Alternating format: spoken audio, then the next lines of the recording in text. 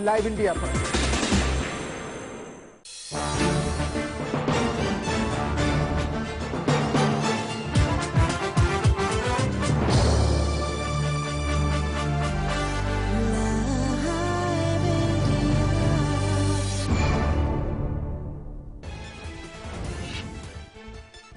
UP में दूसरे चरण के लिए मतदान जारी। 11 जिलों की 67 सीटों पर हो रही है वोटिंग। मैदान में 721 उम्मीदवार, कई दिग्गजों की साख दांव पर।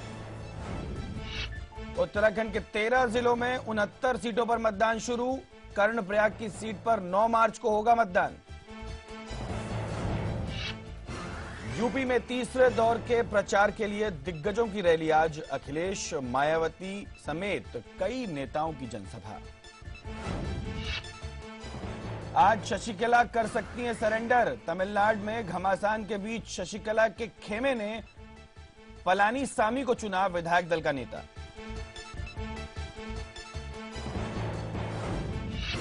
और अंतरिक्ष मिशन के लिए भारत का ऐतिहासिक दिन आज। श्रीहरिकोटा से एक साथ छोड़े जाएंगे 104 उपग्रह।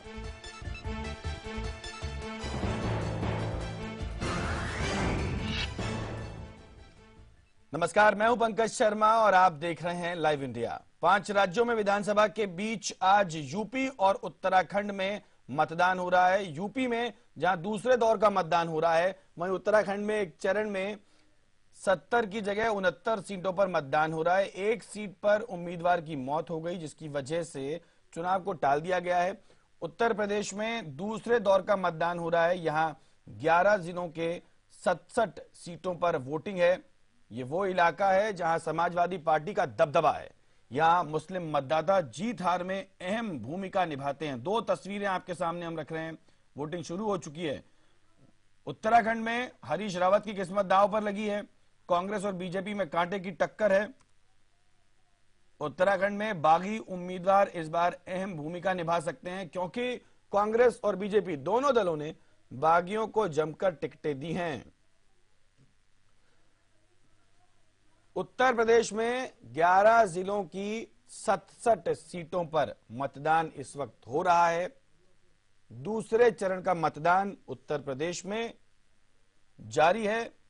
कई दिग्गजों की किस्मत दांव पर लगी है। और अगर बात करें उत्तराखंड की, देवभूमि की, वहां पर भी आज डल रहे हैं वोट, लेकिन 70 नहीं 69 सीटों पर। वजह यह कि एक सीट पर एक उम्मीदवार की मौत हुई और अब कर्णप्रयाग में बाद में मतदान होंगे। तो दिग्गजों की किस्मत दांव पर है। उत्तर प्रदेश में चुनावी दंगल में आज पार्ट 2 है और पार्ट 2 में कई दिग्गजों की किस्मत दांव पर है। समाजवादी पार्टी और कांग्रेस ने हाथ मिलाया है। दोनों साथ में बीजेपी का मुकाबला कर रहे हैं। लेकिन इस दूसरे चरण के मतदान जहां हो रहे हैं, इसमें खासा इंपॉर्टेंस रखता है बीएसपी का खेमा भी। दूसरी तरफ उत्तराखंड में वोटिंग शुरू हो चुकी है।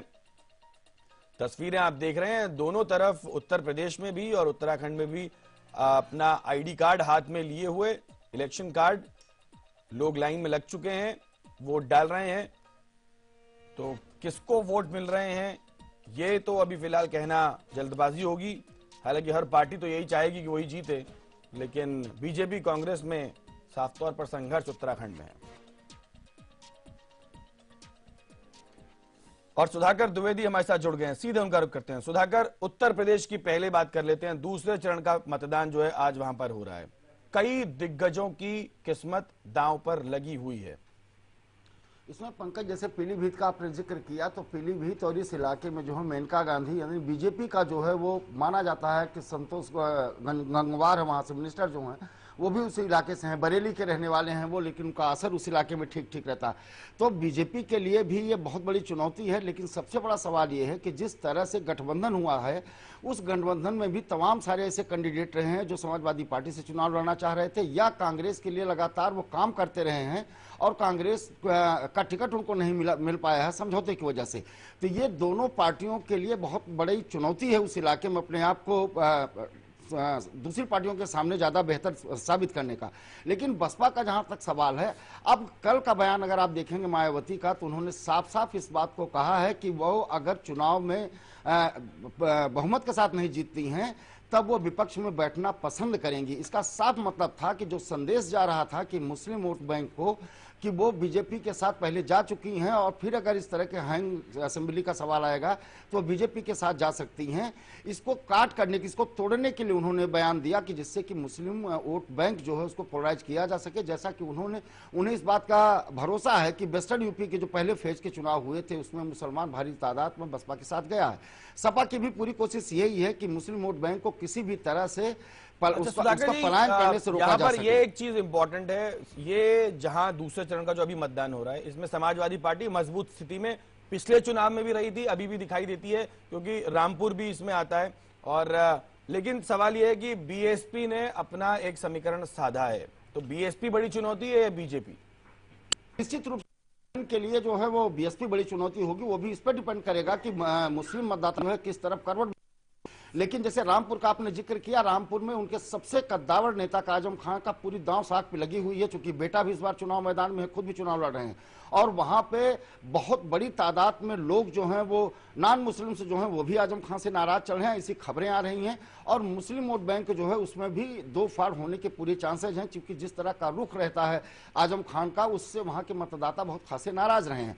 सवाल इस बात का है कि समाजवादी पार्टी में जो सेकेंड फेज का आज चुनाव हो रहा है, वहां पर समाजवादी पार्टी को जब अकेले चुनाव लड़ी थी तो उसने बेहतर परफॉर्म किया था।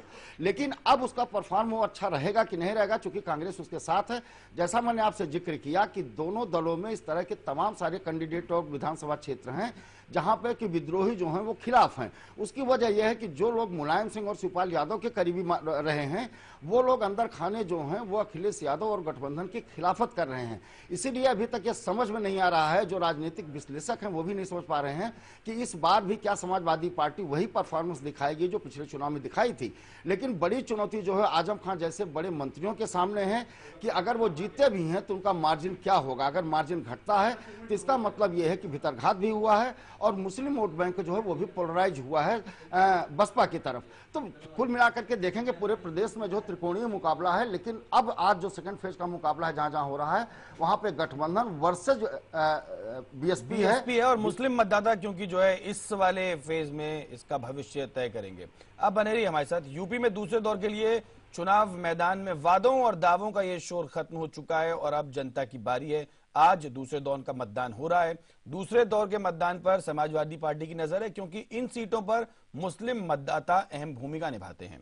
पश्चिमी यूपी के 11 जिलों में से 6 जिले मुस्लिम बहुल जिले हैं। इसमें से रामपुर में 51%, मुरादाबाद में 47%, बिजनौर में 43%, सहारनपुर में 42% और अमरोहा में 41। बरेली की बात करें तो 35% मुसलमान हैं। मुस्लिम वोटरों को अपने पाले में करने के लिए इस बार समाजवादी पार्टी का जो और कांग्रेस का गठबंधन है और मायावती की बीएसपी में जोरदार मुकाबला है। यही वजह है कि बीएसपी ने 26 और एसपी और कांग्रेस गठबंधन ने 25 और आरएलडी ने 13 मुस्लिम उम्मीदवार उतारे हैं। 13 सीटें ऐसी हैं जहां एसपी और कांग्रेस और बीएसपी की ओर से मुस्लिम उम्मीदवार आमने सामने हैं। चुनाव में अखिलेश और मायावती दोनों ने खुद को मुस्लिम समाज का सबसे बड़ा हितैषी बताने की होड़ लगी हुई है। और हमारे साथ जुड़े हुए सुधाकर, अभी हम यही बात कर रहे थे और जैसे कि अभी स्टैटिस्टिक्स हमने बताए, मुस्लिम बहुल इलाके हैं, मुसलमान मतदाता डिसाइड करेंगे कि कौन उनका सिरमौर है। लेकिन समाजवादी पार्टी लगातार यही कहती आई है और एमवाई समीकरण भी उन्होंने पहले साधा हुआ था, लेकिन बीएसपी इस बार कड़ी चुनौती। उसमें पंकज जो सबसे बड़ा इस बार जो है जो मुकाबले में एक नया मोड़ आया है वो है आरएलडी का। आरएलडी ने जिस तरह से अपने मुस्लिम कैंडिडेट सेकंड फेज में उतारे हैं तो निश्चित तौर पर मुस्लिम वोटों का बंटवारा होना तय है।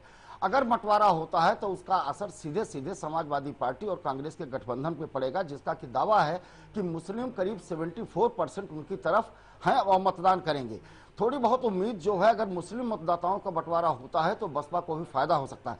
इसलिए राष्ट्रीय लोकदल जो है वो एक सबसे बड़ा फैक्टर होगा इस दूसरे चरण के चुनाव में, क्योंकि अगर इस तरह से अगर ये मुस्लिम मतदाता जो हैं वो 3 पालों में बिखरते हैं, जाते हैं समाजवादी पार्टी गठबंधन के साथ, बसपा के साथ जाते हैं और कुछ राष्ट्रीय लोकदल के साथ जाते हैं, तो ऐसे में बीजेपी को उम्मीद यही है कि बाजी वो मान ले जाएगी, क्योंकि वहां पे 2-3 बड़े नेता उस इलाके में काम कर रहे हैं। वहीं से मेनका गांधी हैं, संतोष गंगवार हैं, इन लोगों का वहां पे प्रभाव ठीक ठीक है। लेकिन अब सवाल इस बात का है कि मुस्लिम मतदाता किस तरफ रुख करते हैं। अभी तक जो ट्रेंड देखने को मिला है कि मुस्लिम मतदाताओं को जो भी उनको मैसेज दिया जाता है उनके लोगों के जरिए, वो ये कि जो भी कैंडिडेट बीजेपी को हरा सके उसकी तरफ आपको वोट करना है। अब सवाल यह है कि क्या ये पोलराइजेशन उस हद तक हो पाएगा, और दूसरा सबसे बड़ा सवाल है कि क्या समाजवादी पार्टी के जो वोट है वो कांग्रेस को शिफ्ट होगा, मतलब कांग्रेस और कांग्रेस का वोट जो है क्या वो समाजवादी पार्टी के कैंडिडेट को शिफ्ट होगा। चूंकि कई जगहों पे अलग अलग ऐसे विधानसभा क्षेत्र हैं जहां पे कैंडिडेट एक एक पार्टी के ही लड़ रहे हैं, यानी कि गठबंधन का एक ही दल जो है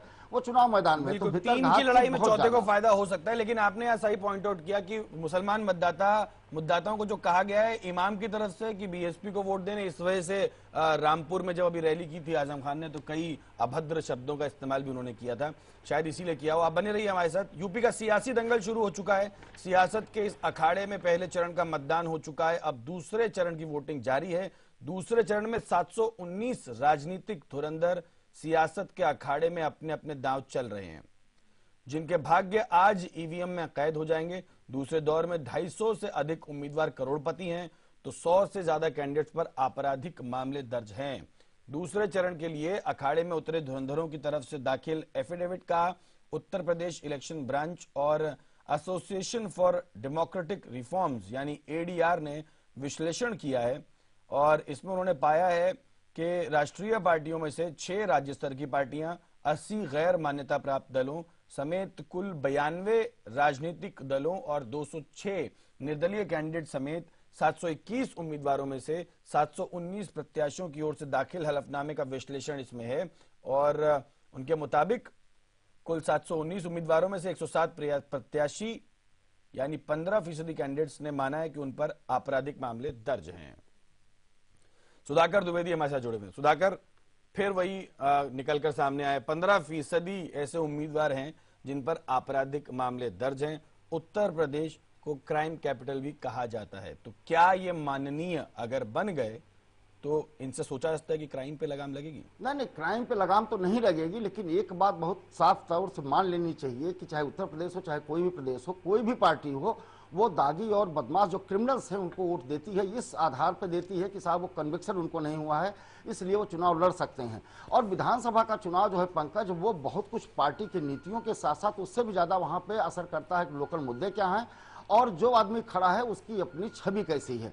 अब देखने में ये आ रहा है कि जो रॉबिनहुड टाइप लोग हैं, जो बड़े बदमाश हैं या जिनको माफिया कहते हैं, उन लोगों की छवि अपने इलाकों में उसी तरह से बनती जा रही है कि वो छोटे से छोटे काम से लेकर बड़े से बड़ा काम जो है वो जनता के लिए कराने के लिए सरकारों पे दबाव डालते हैं, प्रशासन पे दबाव डालते हैं। इसलिए आम जनता ये मान के चलती है कि हमारे लिए सबसे ज्यादा मुफीद यही है।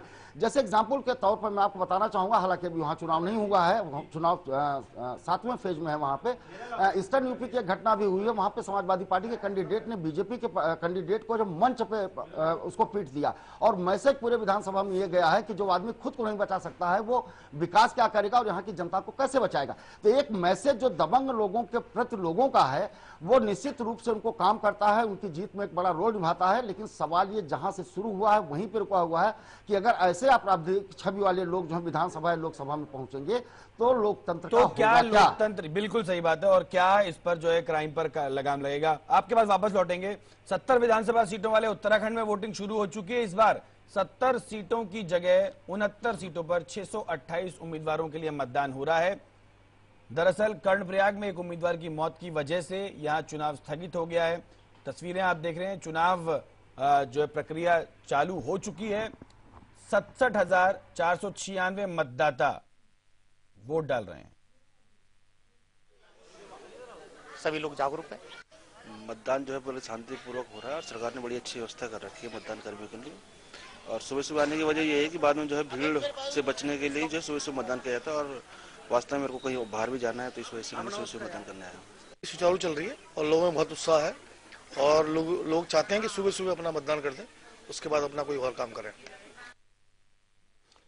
तो यूपी की बात हमने की थी, अब उत्तराखंड की तरफ अभी आपने देखा कि मतदान करने लोग पहुंच चुके हैं। सुधाकर हमारे साथ जुड़े हुए हैं। सुधाकर, उत्तर प्रदेश तो बड़ा प्रदेश है, लेकिन उत्तराखंड की बात भी कर लेते हैं। आपको क्या लगता है, बीजेपी के इस बार चांसेस हैं? क्या कांग्रेस को एंटी इनकम्बेंसी का को झेलना पड़ेगा? हाँ, निश्चित रूप से। देखिए, हरीश रावत के काम करने के तौर तरीके को लेकर के कोई बहुत बड़ी नाराजगी नहीं है, लेकिन जिस तरह से वहां पे चाहे वो रेत का खनन रहा हो, चाहे वो करप्शन के आरोप रहे हैं, या आपको ध्यान होगा हरीश रावत के खिलाफ एक स्टिंग ऑपरेशन हुआ था। उस स्टिंग ऑपरेशन को बीजेपी दोबारा चलवाने की कोशिश कर रही है, ऐसा कांग्रेस का आरोप है। आज मीडिया में बात आई हुई है और कांग्रेस की तरफ से कहा जा रहा है कि इलेक्शन कमीशन में हम जाएंगे और सीडी को दोबारा चलवाने से रोका जाए। यानी कि बीजेपी के पास, अगर बीजेपी इस हद तक जाने के लिए उत्तराखंड में तैयार है, तो इसका मतलब मुकाबला बहुत कांटे का होगा वहां पे। और इनके जो 8-9 विधायक जो बीजेपी में चले गए थे, जिनको सुप्रीम कोर्ट ने डिस्क्वालीफाई किया था और सरकार ये बना नहीं पाए थे, वो उन सबको जहां जहां से टिकट दिया है, वहां पर बीजेपी के तमाम सारे ऐसे बड़े नेता हैं कि जो कि बागी की भूमिका निभा रहे हैं। कमोबोश यही स्थिति जो है कांग्रेस की भी है। हालांकि कांग्रेस में बागियों की तादाद कम है, लेकिन आपसे मैंने जैसे जिक्र किया कि हरीश रावत का जो स्टिंग ऑपरेशन हुआ था, उसका असर जो है वो खत्म हो चुका था। चूंकि अब चुनाव के दौरान बीजेपी चाहेगी कि उसको फिर से उभारा जाए, जिससे कि ज्यादा से ज्यादा पोलराइज कराया जा सके। स्टिंग का असर तो जरूर खत्म हुआ सुधाकर, लेकिन सवाल यहाँ पर यह भी है कि बीजेपी एक बार फिर जो है प्रॉब्लम में है, क्योंकि उसने अपने ही कुछ उम्मीदवारों को टिकट नहीं दी, वो निर्दलीय लड़ रहे हैं, तो वोट कटेंगे। निश्चित रूप से मैंने आपसे जिक्र किया कि करीब 1 दर्जन बागी उम्मीदवारों को खड़ा किया गया है जो कांग्रेस से टूट करके बीजेपी को सपोर्ट किए थे। उनके जो कार्यकर्ता, जमीनी कार्यकर्ता जो कई सालों से काम करता रहा, वो टिकट की उम्मीद में काम करता है। जब उसको टिकट नहीं मिला है तो निश्चित रूप से वो जमीनी स्तर पर जो है बीजेपी की खिलाफत करेगा। बिल्कुल, जमीनी स्तर पर बीजेपी के जो है अगेंस्ट जा सकता है। हम लौटेंगे। धन्यवाद इस पूरी जानकारी के लिए। वक्त एक ब्रेक का, जल्द लौट रहे हैं। आप देखते रहिए लाइव इंडिया।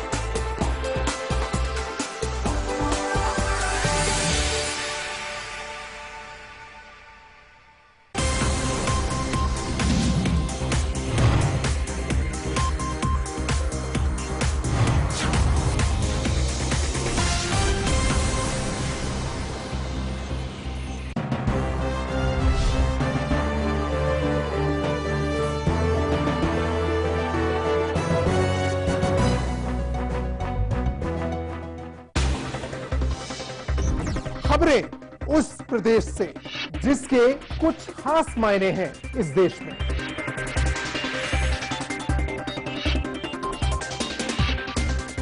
उत्तर प्रदेश के सवालों का हर उत्तर देखिए उत्तर प्रदेश लाइव, मेरे साथ सिर्फ लाइव इंडिया पर।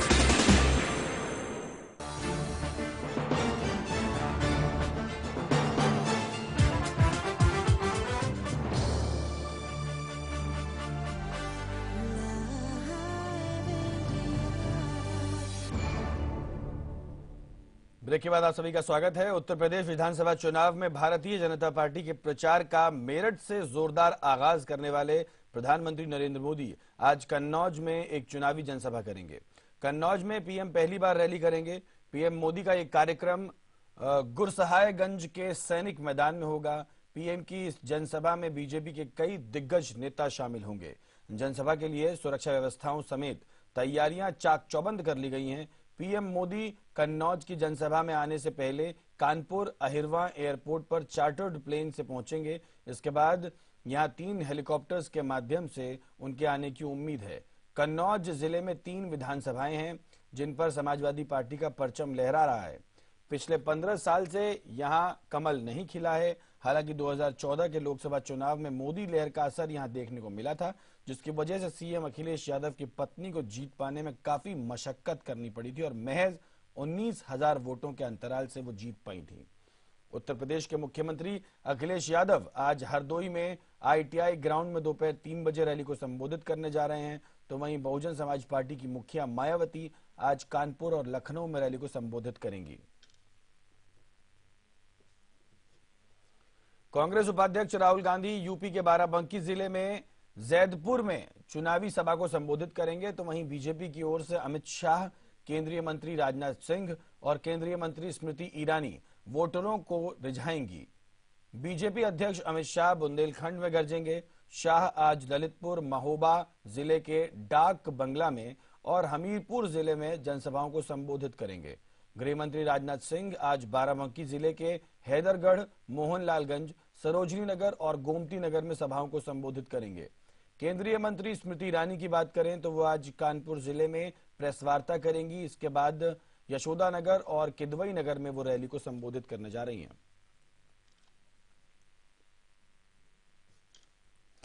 तो रैलियों का रेला आज लगा रहेगा। तीसरे दौर के लिए ये रैलियां होनी है।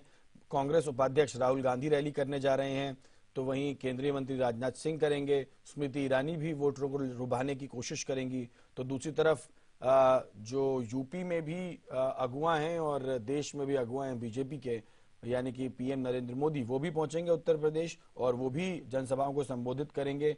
अखिलेश यादव जो कि सीएम हैं और उत्तर प्रदेश के अगुवा हैं राज्य के, वो भी रैलियां कर रहे हैं अलग अलग जगह जाके, ताकि दोबारा एक बार समाजवादी पार्टी का परचम वो लहरा सके।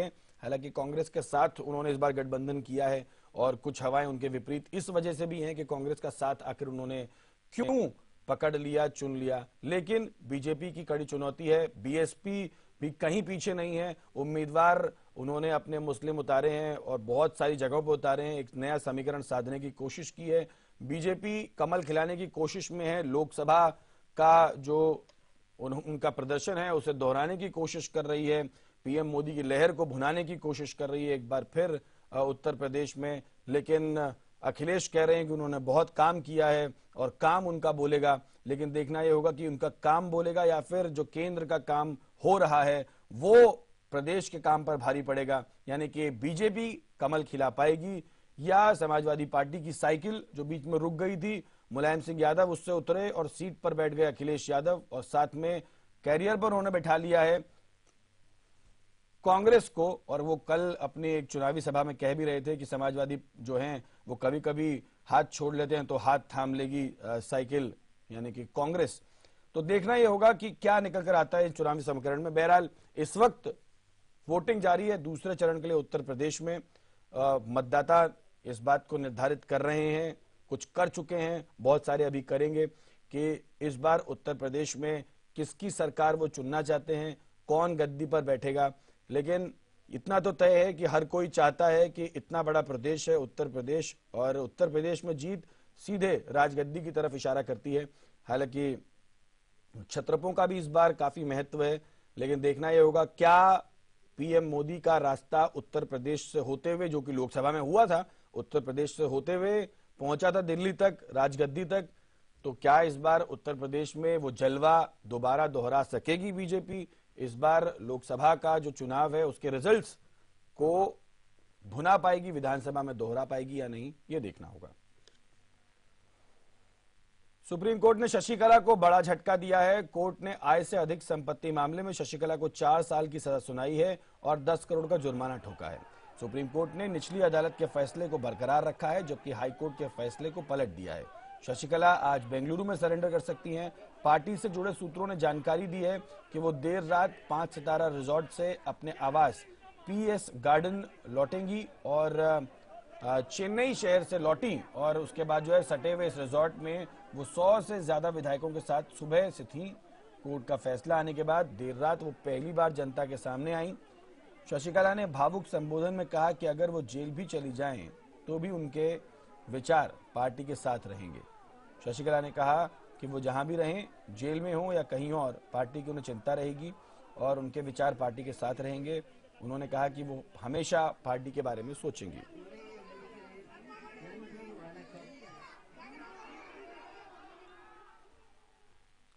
और सुप्रीम कोर्ट ने मंगलवार को साफ कर दिया कि अगर राष्ट्रगान किसी फिल्म या फिर किसी डॉक्यूमेंट्री का हिस्सा हो तो खड़े होने की जरूरत नहीं है। कोर्ट ने कहा कि फिल्म की शुरुआत के दौरान राष्ट्रगान पर खड़े हों।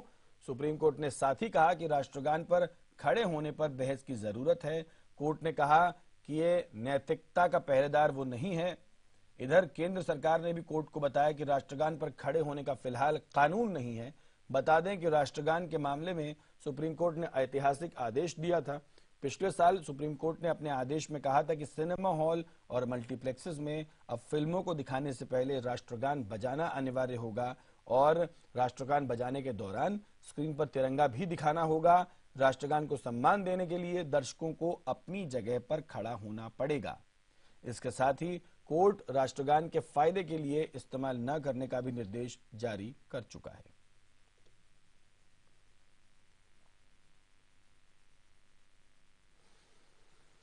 तो कोर्ट ने यह साफ कर दिया है कि राष्ट्रगान किसी फिल्म या डॉक्यूमेंट्री का हिस्सा हो तो आप बाधित नहीं है खड़े होने के लिए। हालांकि शुरुआत में जब बजाया जाएगा तो आपको खड़ा होना है।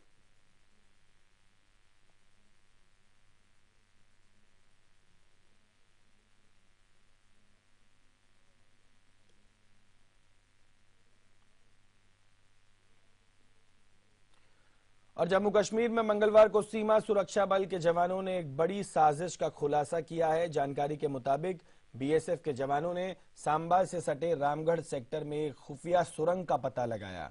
जानकारी के मुताबिक रामगढ़ सेक्टर में मिली इस सुरंग के मिलने के बाद से बीएसएफ के अधिकारी इसके पाकिस्तान के कनेक्शन की जांच कर रहे हैं। माना जा रहा है कि रामगढ़ सेक्टर की यह सुरंग आतंकियों की पाकिस्तान के रास्ते भारत में घुसपैठ के लिए इस्तेमाल की जाने वाली साजिश है। बताते चलें कि सांबा का रामगढ़ सेक्टर भारत और पाकिस्तान अंतर्राष्ट्रीय सीमा का निकटवर्ती इलाका है, जहां से कई बार पाकिस्तान की ओर से घुसपैठ की कोशिशें की जाती रही हैं, जिसे सीमा पर मुस्तैद जवानों द्वारा कई बार नाकाम किया जा चुका है। तो एक बड़ी साजिश का खुलासा किया है सीमा सुरक्षा बल ने और बीएसएफ के जवानों ने सांबा से सटे रामगढ़ सेक्टर में इस खुफिया सुरंग का पता लगाया, जो हम आपको स्क्रीन पर दिखा रहे हैं। इससे पाक कनेक्शन का अब खुलासा होगा, जांच चल रही है, लेकिन ये माना जा रहा है क्योंकि ये सबसे निकटवर्ती इलाका है पाकिस्तान और भारत को जोड़ने वाला, कि आतंकी घुसपैठ इस रास्ते से करवाता होगा पाकिस्तान, और जो नापाक इरादे हैं पाकिस्तान के उसको इस सुरंग के जरिए वो पूरा करने की कोशिश में लगा होगा। तो ये तस्वीरें हम आपको दिखा रहे हैं। ये एक बड़ी कामयाबी है बीएसएफ के लिए, एक बड़ी साजिश का, पाकिस्तानी साजिश का खुलासा किया है। ये सुरंग मिली और अब इस सुरंग से ये रास्ता कहां जाता है इसकी जांच चल रही है। कहीं पाकिस्तानी कनेक्शन तो नहीं है, ये चेक किया जा रहा है।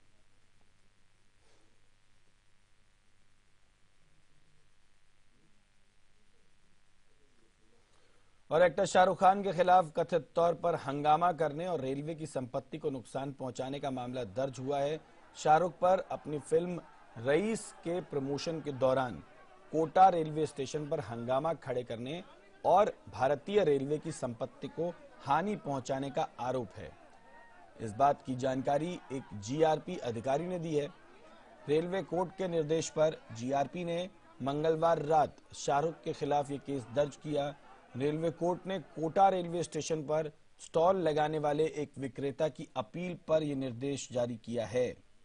अपनी शिकायत में विक्रम सिंह ने यह आरोप लगाया है कि 23 जनवरी को जब शाहरुख खान अपनी फिल्म के प्रमोशन के सिलसिले में कोटा रेलवे स्टेशन पहुंचे, तब वहां बड़ी संख्या में उनके प्रशंसक जमा हुए। इसके कारण रेलवे स्टेशन पर अफरा तफरी मची। विक्रम का आरोप है कि जब ट्रेन की कोच के दरवाजे पर वो खड़े थे, तब उन्होंने वहां जमा लोगों की ओर कुछ उछाला था। इसे लेने के लिए लोगों के बीच होड़ लगी। इस हंगामे के कारण विक्रम की रेडी पलट गई और उस पर रखे सामान को नुकसान पहुंचा। तो ये रेलवे को नुकसान पहुंचाने का आरोप लगा है और उनकी खुद की संपत्ति, विक्रम जो एक रेडी लगाते हैं, उन्होंने आरोप लगाया है। अब देखना होगा कि कोर्ट इस पर क्या फैसला लेता है। आपको याद होगा रईस के प्रमोशन के दौरान भी एक शख्स की मौत हो गई थी और भगदड़ की वजह से ही वो मौत हुई थी। इस भगदड़ के दौरान, क्योंकि ये अफरा तफरी जब मची थी, जब शाहरुख खान यहाँ पे आए थे, तो कई लोगों को चोटें भी आई थी, कुछ लोग गिर गए थे। इसलिए बार बार ये बातें उठकर सामने आती हैं कि स्टार्स को अपने फायदे के लिए, फिल्म के प्रमोशन के लिए सार्वजनिक जगहों पर जाते वक्त कुछ ख्याल रखना चाहिए। जिन लोगों के लिए वो फिल्म बना रहे हैं, जब उन लोगों को वे बताना चाहते हैं कि उनकी फिल्म आ रही है, वो ये फिल्म देखें, तो उन लोगों का भी ख्याल रखें, क्योंकि कमाई उन्हीं लोगों से होती है। ये आप तस्वीरें देख रहे हैं, पुरानी तस्वीरें हैं, लेकिन उसी दिन की तस्वीर